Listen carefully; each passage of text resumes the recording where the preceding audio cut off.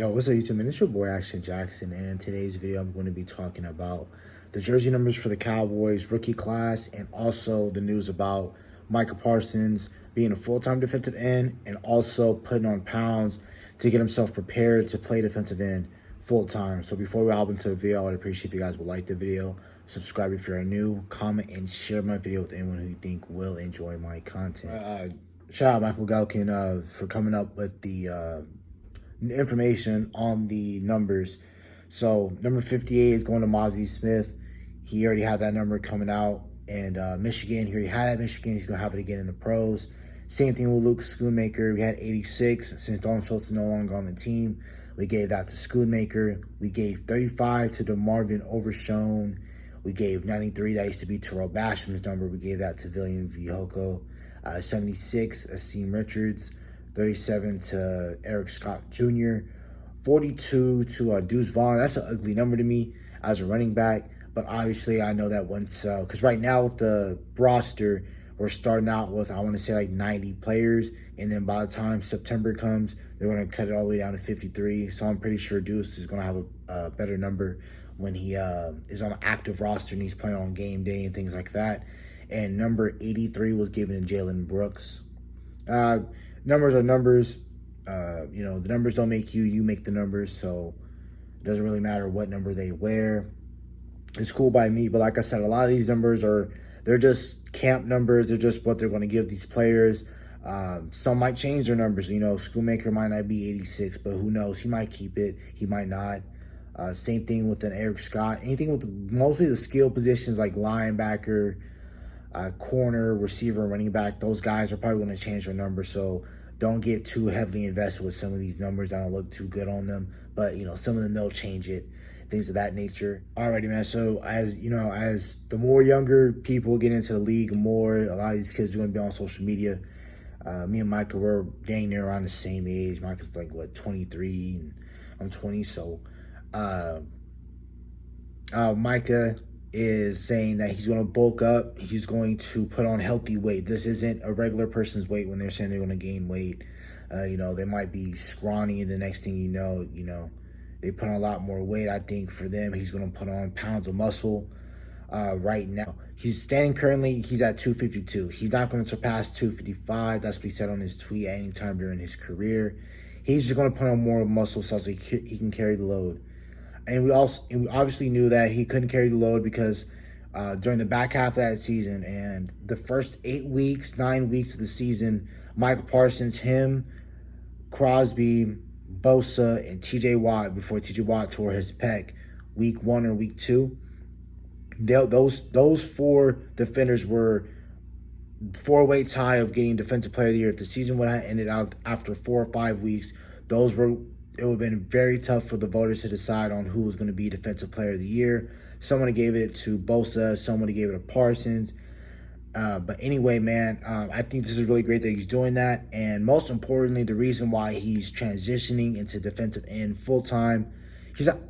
Me personally, I don't think he's going to be that full-time because I think it would just be idiotic just for him to strictly be there and we don't put him anywhere else.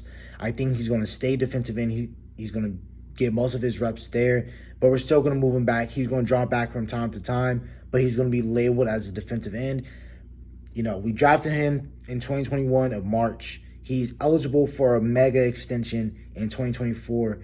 In March of 2024, he's going to be due for a mega extension. I hope the Cowboys do buy him right and they don't go through this entire media spill where they're trying to drag him through the mud and everything like that. Hopefully they pay him and there's nothing more to it, right? But really, he's bulking up more because, like I said, after the first 8 weeks, he looked like one of the best players in football.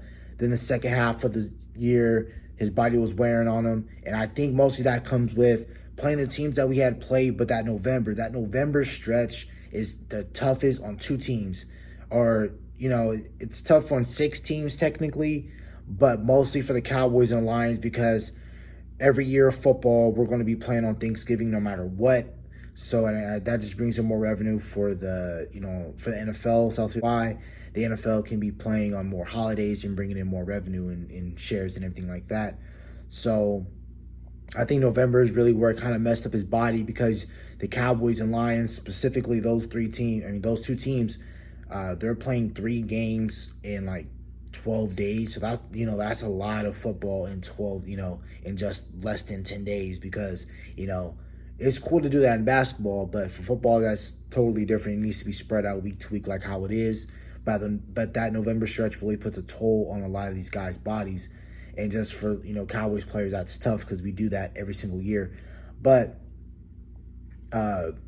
him already at 252, he's not going to get past 255.